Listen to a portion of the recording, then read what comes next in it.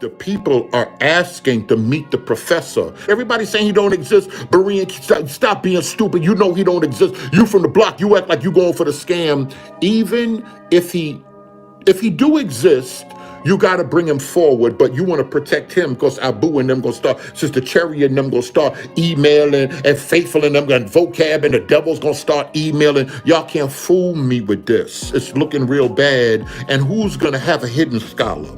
A scholar that nobody, and I told the dude, I got the 300. So I told the dude, yo, you could take the 300. He said, what's his name? And he started looking. I didn't even tell the white guy. He used to be a marshal. I used to tell a white old man from the Assemblies of God Church. I said, listen, I need to investigate. I need somebody to find this professor right here and this and that. He just looked at me and smiled. He said, I don't need your money. He said, give me his name.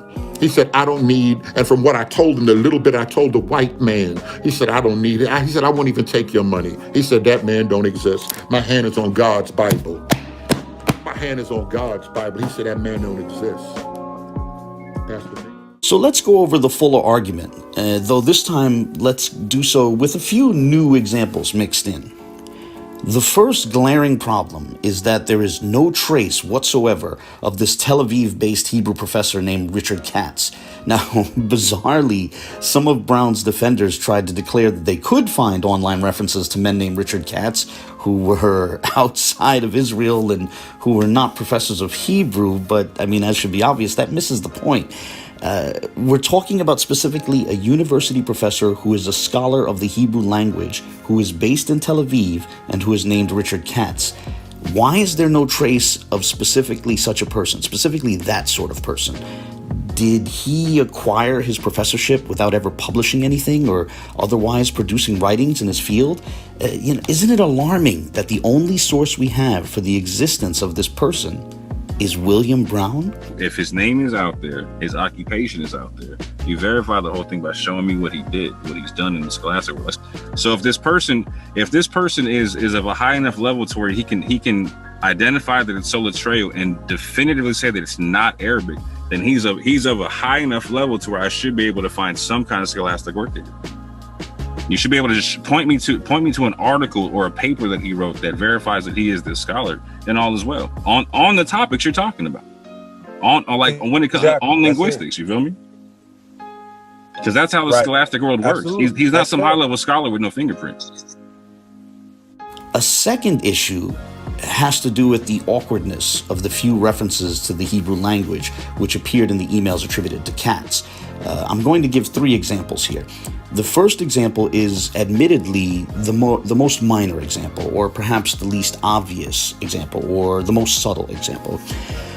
In the first email Brown and Richardson produced from Katz, I found it curious that it was stated that the markings look like Aramaic square letters, but could possibly be a form of Hebrew. While it's not definitive or conclusive, the use of the adversative conjunction but gave me the impression that the author thought that something being written in Aramaic square letters would generally be indicative of being something other than Hebrew. If that was the intention, it would fit well with the fact that both Brown and Richardson struggle with the distinction between script and language. And this is important to keep in mind. So I'm going to share a few examples of that. An example of Richardson's lack of clarity on this distinction between script and language can be found in his argument, which he's been pushing for, or he was pushing for over a year. This argument that the markings on the pews constitute a quote-unquote Shemitic language, which is neither Arabic nor Aramaic. And yet he arrives at this position despite him seeing resemblances only to individual characters. Here, consider this clip from October of 2019. So those writings on those pews is a Shemitic language, is not Arabic, because if it was so, then how come they still haven't translated? Was able to read it. It's not Aramaic, because if it was Aramaic, whether it's modern or ancient or whatever, how come they still haven't been able to translate it?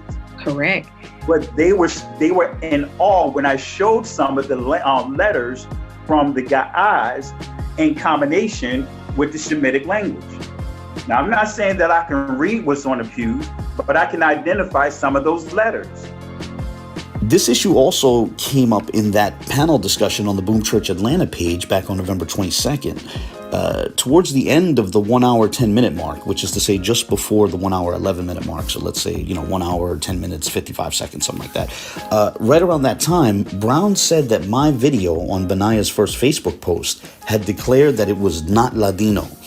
Now, I was watching live at the time, so I left a comment in the live chat explaining that my video never discussed Ladino, rather it was discussing a Facebook post making claims about Hebrew. When Brown and Richardson became aware of that comment in the live chat, they accused me of lying, and they declared that my video did discuss Solitreo. See, they had confused Solitreo with Ladino, and through multiple comments in that live chat, I tried to clarify the distinction between Solitreo, which is a script, and Ladino, which is a language. But they couldn't grasp that distinction, and they thought that my video discussing Hebrew in the Solitreo script somehow constituted a discussion on Ladino. Again, the problem here is their own confusion about the distinction between script and language. But returning to this bit about Aramaic square letters, understand that as the Katz persona is a sock puppet, the Katz persona consistently repeats concepts that Brown has encountered. Richardson showed an email Brown had received, which someone else had sent to Bunis back in November. Both Brown and Richardson badly misunderstood this relevant email. This part honestly could warrant its own video, but I'll try to cover it briefly here. Highlighted here in red, this email to Bunis referred to, quote, Israel written in Aramaic block script and not in Solitreo script in your, i.e. Bunis's, alleged response, end quote. Note the words, in your alleged response. Brown and Richardson misread that email as meaning that the author of the email saw the word Israel in the pew, but the author was actually referring to the word Israel which appeared in the one email from Bunis that Brown had showed in that aforementioned panel discussion from November 22nd. Now, Brown and Richardson might say that Bunis himself misread the email in that same way, which was revealed in subsequent replies. But that was from Bunis replying quickly on the same day that the email was sent. Brown and Richardson, on the other hand, have had this email for a month, so they should have figured out by now what it actually was referring to. But more relevant to the point, when the author of that email referred to Aramaic block script, they were referring to the script in Bunis's email. They were not referring to the Aramaic language, but rather to what is now the standard Hebrew script. You'll often hear me alternatively refer to it as the Ashuri script. Brown and Richardson failed to grasp that the email was merely referring to a script, and thus they mistook it for a reference to the Aramaic language. Here, consider these clips. But remember, it was another person chimed in, thinking, said that he believed that it's Aramaic, Yes. Yes. And said that he see Israel in Aramaic on the same, on those pews. Did you want to chime on that real quick? Yeah, that person chimed in, and that email was also, I was attached to that email, myself, Bunis, and the other person who, I guess, I'm assuming that person was someone that was either a student, a scholar, or somebody recommended on that level of language or whatnot. And they even said it was Aramaic. Now, if you know the relationship between Hebrew and Aramaic, then I could see how he was able to come up with that. Yeah, I'm glad you pointed that out, because that's what the professor pointed out too in the email sent to Pastor Majors. But yeah, you're absolutely correct that, it's not the same language on all the pews. And what many people may not know is that Aramaic is a dialect of Hebrew. So there is a difference between the two.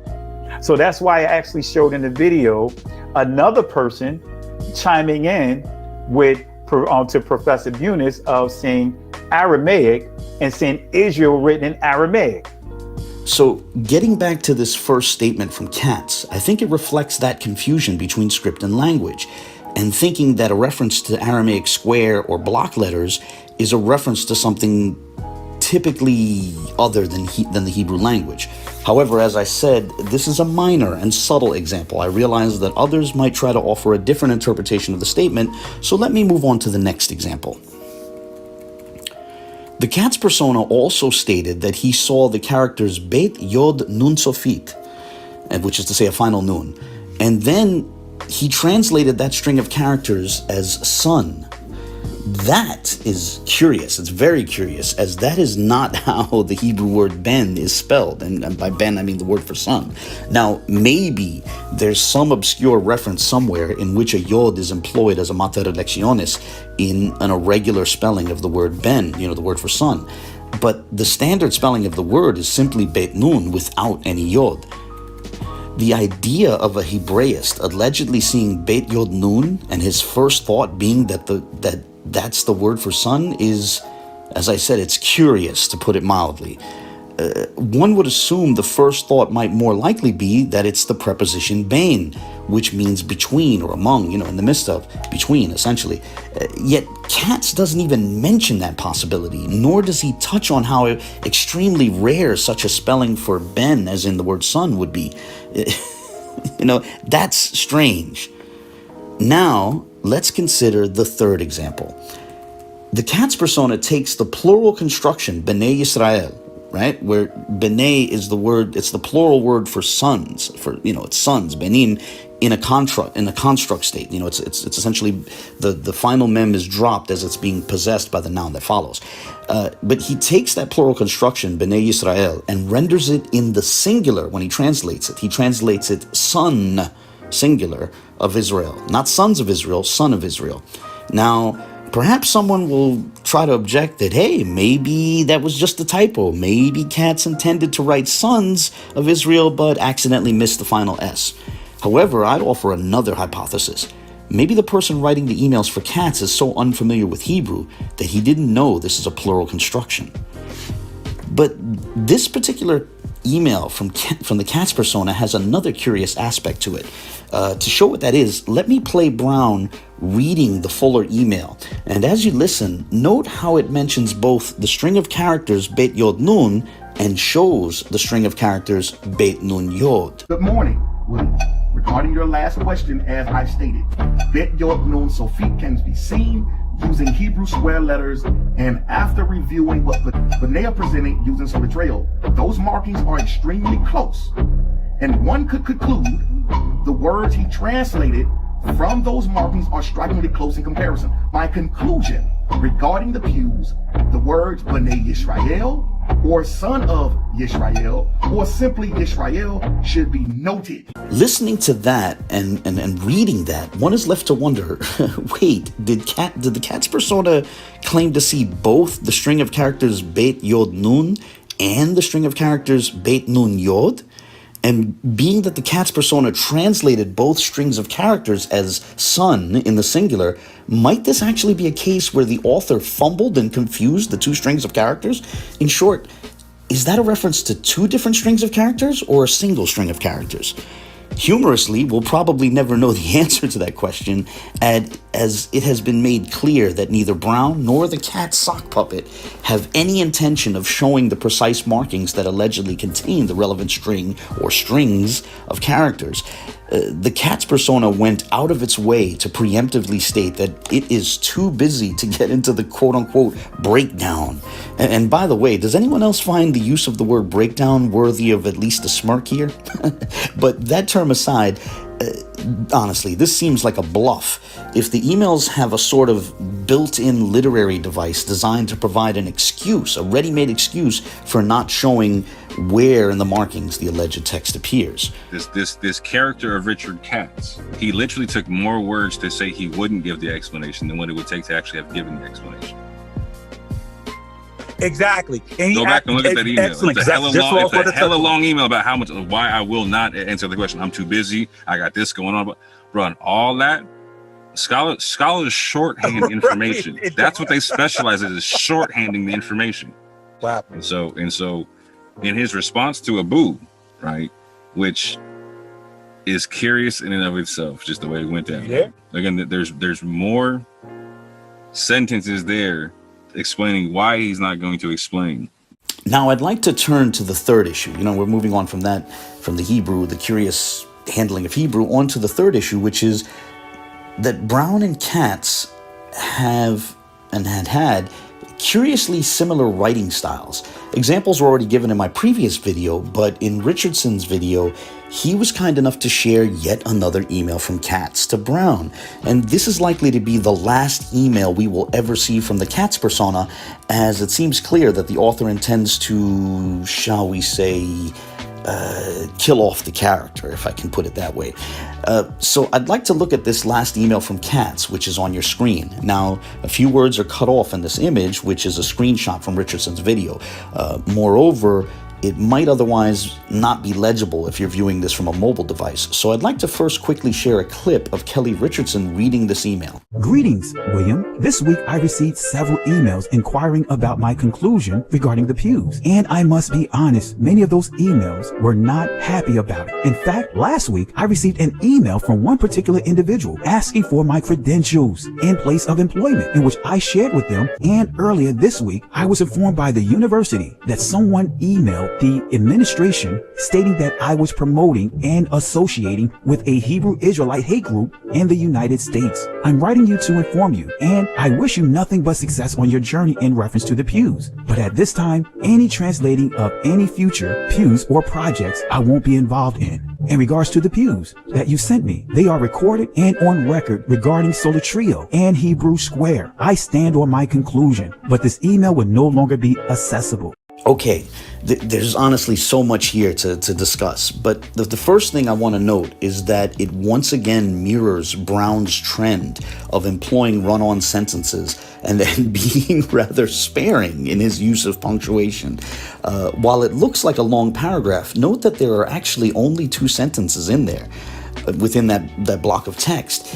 Both are meandering run-on sentences, but it's still just 2 sentences nonetheless. Permit me to do a quick read-through again to note the 2 sentences. Okay, so here's the first sentence. Quote, "This week I received several emails inquiring about my conclusion regarding the pews, and I must be honest, many of those emails weren't too happy about it. In fact, last week I received an email from one particular individual asking for my credentials and place of employment, in which I shared with them, and earlier this week I was informed by the university that someone emailed the administration stating I was promoting and associating with a Hebrew Israelite hate group in the United States, period." End quote. That's the first sentence. That was one sentence. That was a single sentence. And it was a run-on sentence. And here's the second sentence. Quote, "I'm writing to inform you, and I wish you nothing but success on your journey in reference to the pews, but at this time, any translating of any future pews or projects I won't be involved in. In regards to the pews that you sent me, they are recorded and on record, Solitreo and Hebrew Square. I stand on my conclusion, but this email will no longer be accessible, period." End quote. Again, that was a single sentence. And I mean, do I have to call it a run-on sentence at this point? Aside from those run-on sentences, let's note some other features. For example, note that when the Katz persona wrote that many of those emails weren't too happy, he spelled the word "to" with only one O rather than 2 O's. Humorously, I know this is a minor point, but I thought this was humorous. When this email was shown in a recent video on the Boom Church Atlanta page, in the comments section, one could see that even one of Brown's supporters had noticed the spelling mistake, referred to the Katz persona as, quote, "the dumbest doctor ever," end quote, and encouraged Brown to get another linguist. Brown hit a heart react on that comment, leaving me to wonder if he fully understood it. Anyway, like I said, that's a minor point, so we'll move on beyond that. Getting back to the email, another portion that warrants a comment is the part that asserts that someone asked Katz for his place of employment, and that, and then the Katz persona goes on to say that he shared such information with the person who asked. Now note that Brown and Richardson and their supporters claim that they cannot reveal which university Katz is allegedly a professor at, yet the Katz persona claims to have already divulged that information. So if Katz has allegedly shared the information, why can't Brown and Richardson tell us which university Katz allegedly teaches at? And that part don't even make sense. Right? I'm going to say this. It doesn't make sense because in the email, Katz already stipulates somebody contacted me and I gave them my information already. Right. So if you're trying to protect him from right harassed or whatever, like his information that he said is he already voluntarily gave it out already, right? Then, right after that, the Katz persona claims that someone had sent an email to the university's quote-unquote administration, accusing him of having ties to a Hebrew Israelite hate group. Note that the Katz sock puppet comes through by being very explicit with whatever Brown needed him to say. The very idea of people writing to the university administration is an idea that's right out of Brown's own thoughts. Before these accusations came out regarding Katz, back when they were merely speculating about what might have happened with Bunis, Brown offered the same sort of speculation that maybe people contacted Bunis's university administration. Here, listen to this and note how similar it is. It ain't no telling. People could have been emailing him, threatening his job, or emailing his administrative, the school or whatever it is. So the Katz persona serves to provide more concrete support for whatever Brown's previous ideas were. But of course, no one wrote to Katz's university as, let's just be blunt, fictional characters do not work at actual universities. However, if Brown and his supporters wish to disagree, then I'd like to ask that they finally tell us what university that is. It is incredibly awkward for them to assert, on the one hand, that they cannot share whatever university Katz is allegedly at because they wish to protect him from their opponents. Yet, for them to also assert, on the other hand, that those opponents have already written to Katz's university. If your imaginary enemies already know what university Katz allegedly works at, then there's no reason for you to keep that university a secret anymore, right? But of course, the real reason they will never share the precise university is because once they do, it will be too easy to check if that university has a Hebrew professor named Richard Katz, an emphasis on Hebrew professor. Moreover, this fiction is another literary device. This is Katz's character exiting stage left, never to be seen again. In short, this email had two purposes. The first was to fabricate support for the wild speculations that they had previously made about Bunis being harassed. The second was to provide an explanation for Katz disappearing, so that neither he nor his claims can be scrutinized. Oh, and one final point about this email. Notice that in the signature, Professor Katz once again renders PhD with a capital H.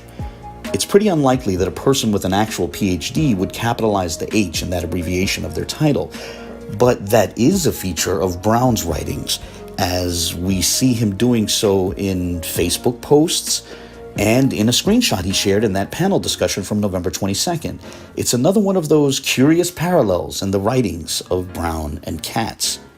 So to sum up here, I would simply say that when one looks at the various curious features of this email, the most polite thing that one can say is that it's highly doubtful that it was actually written by a university professor. And I really hope that's obvious to you.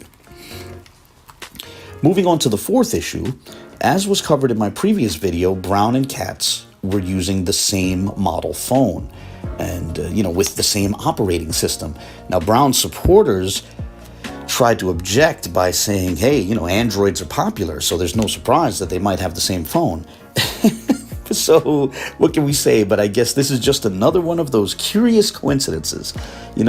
Katz could have used a myriad of devices other than a Samsung Galaxy S8. Not only just in terms of other types of phones, but so too he could have written from a variety of different tablets, or from a laptop, or from a desktop computer. But no, in one of those happy coincidences, he just happened to be writing from the same model phone as Brown. How curious. So with that before us, let's lay the different points out and view them together. Here are the various issues that we've covered, First, there is absolutely no trace of this Tel Aviv-based university professor of Hebrew named Richard Katz. Second, the few references Katz made to Hebrew were clumsy and curious. Third, Katz has a very similar writing style to Brown, from the curious approach to punctuation, to the run-on sentences, and even to rendering PhD with a capital H. Fourth, Katz just happened to have the same phone as Brown, the same operating system, even the same version of the app that was being used. And then fifth, the cherry on top, almost like a wink from God, that lets us put a pretty bow on top of the whole thing. Brown and Katz coincidentally sent their respective emails via the same sender policy framework, the same SPF. And maybe, just maybe, as some of Brown's supporters speculated, Katz, who allegedly lives in Tel Aviv, could have just coincidentally happened to be visiting the United States when he wrote the relevant email. Look, you can look at those points individually and keep offering up hypotheticals, maybe this, maybe that. But the easiest explanation of the entire collection of points is that Brown wrote those emails from Katz. That position, that conclusion, Brown is the author of the emails from Katz, provides the best explanatory scope to this collection of points. And as I said in my previous video, for me, at this point, when it's laid out like that, it's just too many coincidences. Now, before I end this video, I should note that some of Brown's supporters wish to dispute that first point, about there being no trace of Richard Katz, the Richard Katz the Katz persona that Brown brought out. Dante Fortson shared this interesting community post in which he wrote the following, quote, "Interesting, so people are claiming to have found a Richard Katz in Atlanta," end quote.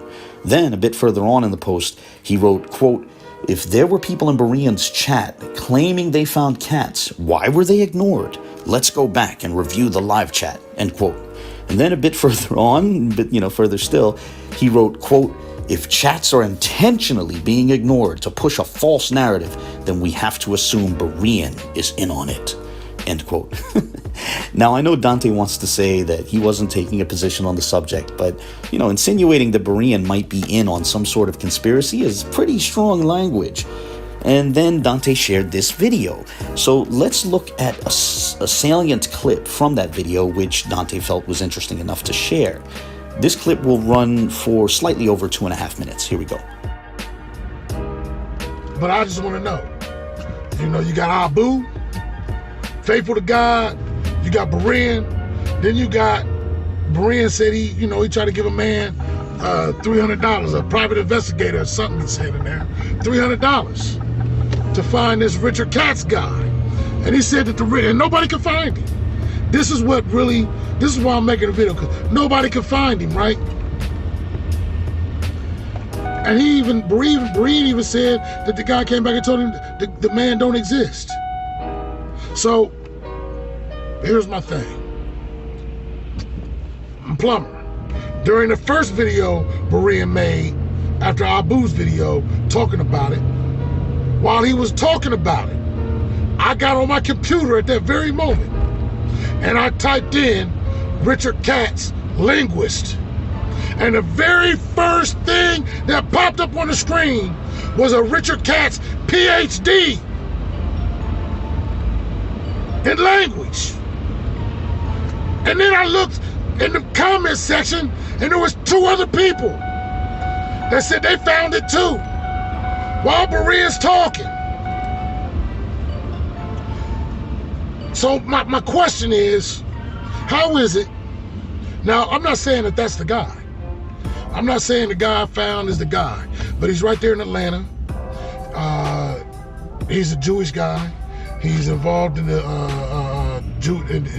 in a Jewish congregation, and it looked like to me like maybe even a Jewish school, right? And he's teaching some kind of language in the school. I don't know if it's Hebrew or English or whatever, and he had a PhD. He's a linguist. So how is it me, little old me, a plumber, can barely even work this technology, I can get online and I can find a Richard Katz PhD in language, a linguist. But Abu can't find one. Faithful to God can't find one. Berean can't find one, and neither can Berean's private investigator. Berean, I don't think he's really a private investigator. So my question is this: what's really going on? What's really going on? So this is what the man in the video was referring to. A guy with the same name who got a PhD in linguistics from the University of Georgia in 2016. Well, the University of Georgia's linguistics department actually posts the doctoral dissertations of recent PhDs. And when you scroll down to the year 2016, you can find a link to the relevant gentleman's doctoral dissertation titled The Resultative in Gothic. When you click on that link, you get a PDF of that dissertation. The piece is on the Gothic language, which is a Germanic language. It's not a Semitic language. Moreover, Hebrew is not mentioned even once throughout the nearly 300 pages of this dissertation. If you can find the gentleman's LinkedIn page, you'll see that the gentleman's BA and MA, let's just say his bachelor's degree and his master's degree, were in English. So none of his degrees pertain to Hebrew. On top of that, when he lists the languages that he has at least some proficiency in, he lists Spanish and German, but he interestingly does not list Hebrew. At this point, thinking this gentleman is relevant to the controversy over Brown's Katz character, the Katz character introduced by Brown, it's an indication that the people pushing this as a possibility aren't thinking very deeply on the question. We're not just talking about any man named Richard Katz with a PhD. We're talking about an alleged professor of Hebrew who supposedly teaches at a university in Tel Aviv, pointing to a guy in a completely different continent whose various degrees did not pertain to Hebrew and who might not even have a meaningful proficiency in Hebrew is frankly unhelpful. So no, this is not an adequate reply to the point that there is no trace of the Tel Aviv-based Hebrew professor named Richard Katz. And he also went on to declare that no one would provide me with any information. And essentially, no one's going to give me the string of characters that they were translating. Apparently, it's a secret. It's embargoed. So many secrets with these guys. Of course, that was a bluff. We know that now. He wasn't making a decision to embargo an existing sentence. Rather, he knew that they had no such sentence, and thus he was trying to come up with an excuse to cover for Brown's inability to produce any such sentence. So even before any of this controversy over Bunis's clarifications had come out, Kelly Richardson was already consciously trying to distract from William Brown's falsehood. That's been the motivation, even if the precise objections have changed over time. It was after it had become clear that they had misrepresented Bunis that Richardson then tried to take this new approach of claiming that we somehow swayed Bunis away from his previous position. But it should be obvious that the reason Bunis asked them not to cite him as a supporting source is precisely because of how badly Brown had misrepresented him. Richardson feigns being worried about one person mentioning Israelites in an email to Bunis, but he should be addressing the fact that Bunis did not agree with the claims Brown made about him from the start. That's the salient issue that they're trying to sweep under the rug with all these distractions. As for why that one guy mentioned Israelites, as was covered previously, it was because his former students, under the influence of Brown's video, connected claims of Israelite ancestry to the question of the pews, when, those two things should have been kept separate. Richardson also thinks that I don't know if he really thinks this, he at least outwardly claims to find it significant that the author of that email had clicked like on the Facebook pages of Eric Mason and Vocab Malone and others. But honestly, that too is likely explainable in light of him having former students with Israelite leanings. Richardson wants to pretend that trying to explore the other side of a topic is automatically nefarious. That seems to be what this is about. It's sort of designed to say that if you show any interest in what the other side is saying, you're automatically some sort of a monster. But again, all of this theatrical pearl clutching is just a deliberate attempt to draw attention away from how badly Brown misrepresented Bunis, and for that reason, honestly, at this point, I think this has all been quite shameful. But that aside, what Kelly Richardson's video was expected to address was the reality that the second scholar they invoked after Bunis, a supposed Tel Aviv-based Hebrew professor named Richard Katz, was nothing more than a sock puppet created by William Brown. Richardson did devote about a half an hour of his video to that topic, but the portion ultimately amounted to a long-winded repetition of ground that I had already covered in less than half a minute.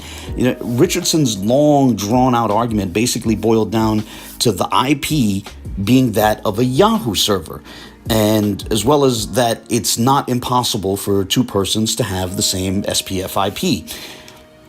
Now, I myself said precisely that in my own video, and it took me a lot less than 30 minutes to do so. Here, listen to what I actually said in my video, and note that this is like 18 seconds it takes me to sum this up. As this is part of a sender policy framework, the relevant IP address reflects that both messages were sent via Yahoo. It pertains to a Yahoo server, one of many Yahoo servers. It's not impossible for these two people to have the same SPF IP. With that on the table, consider a couple clips in which Richardson also says that the SPF IP one has access to can relate directly to the country and region one is in. Here, listen to this. A company can have 2 to 3 DNS servers within a single domain. Companies like Google, Yahoo, Microsoft have multiple server farms and far more than 2 or 3 DNS servers. Understand, a company can have multiple domains within a forest. Each domain can represent a region. I am confident that Yahoo has multiple server farms and DNS servers based on regions and countries. So depending on your region, the country you reside in will determine what SPF servers are available to you. So that email, you can have 50 emails and you can have this same SPF numbers for some of those emails. They change. But I can tell you for sure that it is a finite set of them per region. So with that in mind, listen again to what I said in my video and note what precisely it was that I said would be highly unlikely. As this is part of a sender policy framework, the relevant IP address reflects that both messages were sent via Yahoo. It pertains to a Yahoo server, one of many Yahoo servers. However, it is highly unlikely that 2 people in different continents would wind up with the exact same IP across all 4 sets of numbers. Even if we go by Kelly Richardson's recent videos, it seems less plausible that 2 men in Atlanta and Tel Aviv would wind up going through the exact same SPF, the same sender policy framework, sending their emails through that.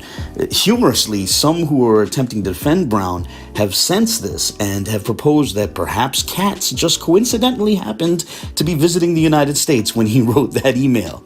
Yeah, so many coincidences. That's going to be the theme of this. But ultimately, that section on the IP, in Richardson's video, it attacked a straw man and it ignored the larger argument.